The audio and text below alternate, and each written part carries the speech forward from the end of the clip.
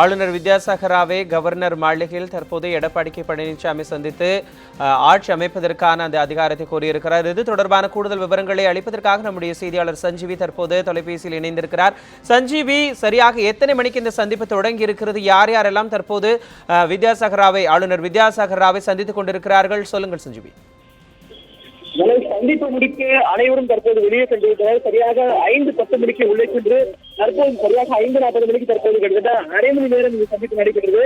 இந்நிலையில் யார் யார் உள்ளே சென்றார்கள் என்று பார்த்தோம் என்றால், அதிமுகவுடைய புதிய சட்டமன்ற குழு தலைவராக தேர்ந்தெடுக்கப்பட்டுள்ள அமைச்சர் எடப்பாடி பழனிசாமி, அதே போல தற்போதைய அதிமுக அவைத்தலைவர் செங்கோட்டையன், அதே போல திண்டுக்கல் சீனிவாசன், தங்கமணி, எஸ் டி வேலுமணி, மீனவத்துறை அமைச்சர் ஜெயக்குமார், அதே போல தமிழ்நாடு சட்டமன்ற பேரவைத் துணைத் தலைவர் பொள்ளாச்சி ஜெயராமன், அதே போல அமைச்சர் அன்பழகன், சரோஜா, ராஜலட்சுமி உள்ளிட்ட அமைச்சர்கள் உள்ளே சென்று தற்போது ஆளுநர் சந்தித்து சந்திப்பு முடித்து மீண்டும் வெளியே சென்றுள்ளனர்.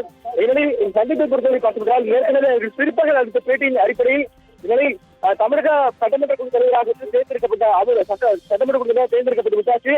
இதற்கு பிறகு அடுத்ததாக ஆட்சியிடமிருந்து ஆட்சி அமைக்க உரிமை கோரியும் மனு கொடுத்துள்ளனர். இந்நிலையில் இதுவரைக்கும் சந்திப்பானது அரை மணி நேரம் நடந்துள்ளது. ஏற்கனவே சென்ற வாரத்தில் இதே போல சசிகலா அவருக்காக ஒரு மனு கொடுக்கப்பட்டது. இந்நிலையில் அந்த மனு தற்போது சசிகலா அவர்கள் இந்த வழக்கின் தீர்ப்பு காரணமாக சசிகலா அவர்கள் ஆவதற்கான வாய்ப்பு கிடையாது. அதனால் புதிதாக சட்டமன்ற குழு தலைவராக தற்போது எடப்பாடி பழனிசாமி தெரிவித்துள்ளார்.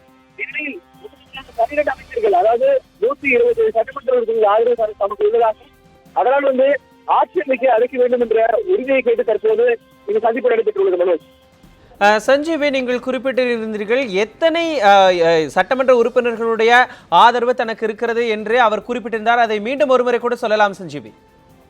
மனோஜ், இந்த பிற்பகல் பேட்டி அளிக்கும் போது ஒட்டுமொத்தமாக 127 சட்டமன்ற உறுப்பினர்கள் அவர்களுக்கு ஆதரவு தெரிவிப்பதாக பேட்டியில் இருந்தார்.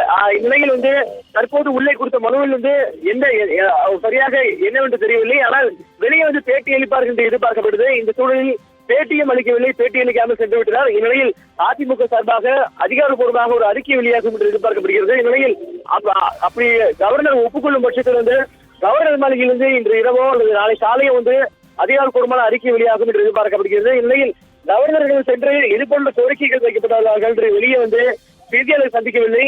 இந்நிலையில் அதிகாரப்பூர்வமாக அறிக்கை வரும் என்று எதிர்பார்க்கலாம். மனோஜ், சஞ்சீவி, வெகு விரைவில் அதிமுகவினுடைய சார்பிலோ அல்லது கவர்னர் மாளிகையிலிருந்தோ இது தொடர்பான இந்த சந்திப்பு தொடர்பான அறிக்கை வரும் என்று எதிர்பார்க்கலாம். அதற்கு முன்னதாக இந்த சந்திப்பினுடைய மிக முக்கியத்துவங்கள் எல்லாம் தற்போதைய இந்த அரசியல் சூழலில் மிக உன்னிப்பாக கவனிக்கப்பட்டுக் கொண்டிருக்கிறது. இந்த சந்திப்பு எந்த அளவிற்கு முக்கியத்துவம் வாய்ந்திருக்கிறது என்பது தொடர்பான அந்த பின்னணி தகவல்கள் கூட இந்த சமயத்தில் நீங்க நினைவூட்டலாம் சஞ்சீவி. மனோஜ், சென்ற கிட்டத்தட்ட 10 நாளுக்கு முன்பு சென்ற ஞாயிற்றுக்கிழமை அதிமுக சட்டமன்ற குழு தலைவராக சசிகலா அவர்கள் தேர்ந்தெடுக்கப்பட்டு விட்டார். இந்நிலையில் அன்று அடுத்த நாளே முதலமைச்சராக இருந்த பன்னீர்செல்வம் தனது ராஜினாமா கடிதத்தை கொடுத்தார்.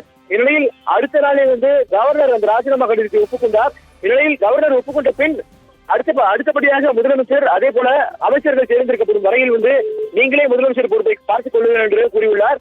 இந்நிலையில் தற்போது தமிழகத்தின் பொறுப்பு முதலமைச்சராக பன்னீர்செல்வம் உள்ளார். இதை தொடர்ந்து பார்க்கும் பட்சத்தில் செவ்வாய்க்கிழமை இரவன்று பன்னீர்செல்வம் ஒரு பேட்டி அளிக்கிறார் மெரினா கடற்கரையில். இந்த பேட்டியின் போது அவர் பல்வேறு குற்றச்சாட்டுகளை வைக்கிறார், பல்வேறு விஷயங்கள். அதன் அடுத்த நாள் மீண்டும் புதன்கிழமை என்று அதிமுக தலைமை கழகத்தில் அதிமுக சட்டமன்ற குழு கூட்டம் கூடுகிறது. இந்த கூட்டம் முடிந்த பிறகு மீண்டும் 129 சட்டமன்ற குழுவில் அவர்களுக்கு ஆதரவு தருவதாகவும், அதே போல இன்னும் சசிகலா அவர்கள் தான் சட்டமன்ற குழு தலைவராக உள்ளார் என்றும் அவர்கள் சார்பாக கூறப்பட்டது. இந்நிலையில் கவர்னர் வருகையை எதிர்பார்த்த நிலையில் அடுத்த நாள், அதாவது வியாழக்கிழமை என்று கவர்னர் இருந்தார். வியாழக்கிழமை என்று மாலையே முதலமைச்சர் பன்னீர்செல்வம், அதே போல அதற்கு அடுத்ததாக அதிமுக பொதுச்செயலர் சசிகலா அவர்கள் இருவரும் கவர்னரை சந்தித்தனர். இந்நிலையில் தமிழக முதலமைச்சர் பொறுப்பு முதலமைச்சர் பன்னீர்செல்வம் வைத்த கோரிக்கை என்னவென்றால், ராஜினாமா கடிதத்தை மீண்டும் திரும்ப பெற்றுக் கொள்ளும் என்ற விஷயத்தை தெரிவித்தார். எனவே சட்ட ரீதியான வாய்ப்புகள் கிடையாது என்றால், ஒரு தனிப்பட்ட காரணத்தால் தனது பதவியை ராஜினாமா செய்த முதலமைச்சர் அதற்காக கவர்னர் ஒப்புதல் கொடுத்தார். அதனால் கண்டிப்பாக அதற்கான வாய்ப்புகள் சட்டப்படி கிடையாது. இதனை இரண்டாவதாக அவர் வைத்த கோரிக்கை என்னவென்றால், தமிழக சட்டமன்றத்தை கூட்டி தனது பெரும்பான்மை நிரூபிக்கிற வாய்ப்பை சட்டமன்றத்தில் வழங்க வேண்டும் என்று கவர்னரிடம் கோரிக்கை வைத்தார். என்றால் தற்போது முதலமைச்சராக இருந்த அவர் மிரட்டப்பட்டதாகவும் மிரட்டிய இடமிருந்து கையெழுத்து வாங்கியதாகவும் முதலமைச்சர் பேட்டி எழுதியிருந்தார். இதனைத் தொடர்ந்து சட்டமன்ற உறுப்பினர்களும் வற்புறுத்தி இதுபோல தனியார் விடுதியில் தங்க வைக்கப்பட்டுள்ளதாகவும் ஒரு பேட்டி எழுதியிருந்தார். தொடர்ந்து இதே ஒரு விஷயத்தை கவர்னரிடம் சென்று முதலமைச்சர் முறையிட்டதாகவும் வெளியே கூறப்படுகிறது. அதனால் முதலமைச்சர் வைத்த கோரிக்கை வந்து இந்த கோரிக்கை தான். குறிப்பாக தற்போது சட்டமன்ற உறுப்பினர்கள் வந்து அந்த விடுதியை விட்டு வெளியே கொண்டு வர வேண்டும். அதற்கான நடவடிக்கை கவர்னர் எடுக்க வேண்டும். அதே போல தமிழக சட்டப்பேரவை கூட்டி அவரது பெரும்பான்மை நிறுவதற்கான வாய்ப்பை அளிக்க வேண்டும் என்ற கோரிக்கைகள் முன்வைத்தார்.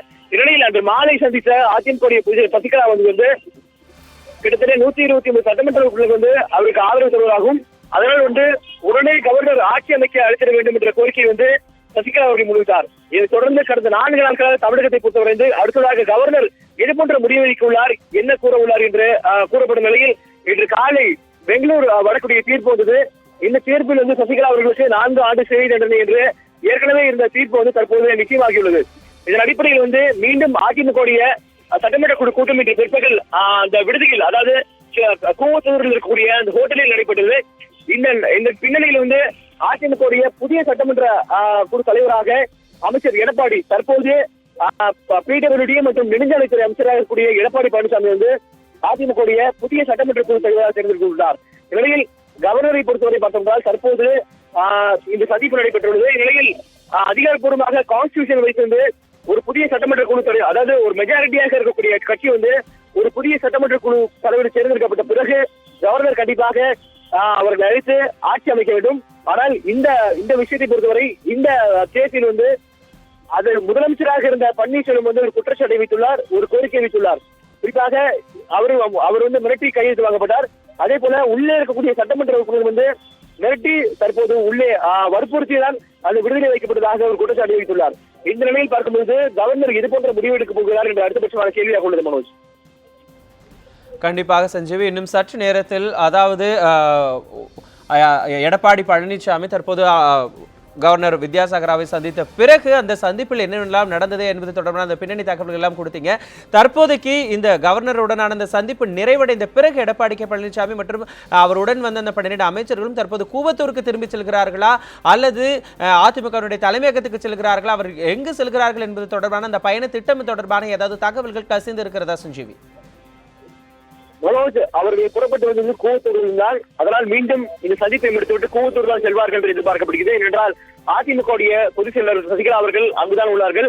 சட்டமன்ற உறுப்பினர்கள் அனைவரும் தற்போது அங்கே உள்ள காரணத்தால் வந்து இந்த சந்திப்பு முடித்துவிட்டு தற்போது இந்த பயணம் வந்து கூவத்தூரை நோக்கிதான் இருக்கும் என்று எதிர்பார்க்கப்படுகிறது. மனோஜ், அந்த அதிமுகவினுடைய சசிகலா தரப்பினர் வந்து தற்போதைக்கு ஆட்சி அமைப்பதற்காக ஆளுநரிடம் அந்த உரிமை கோரிய பிறகு கூவத்தூருக்கு செல்வதற்கான வாய்ப்புகள் அதிகம் இருக்கு அப்படின்னு சொல்லியிருக்கீங்க.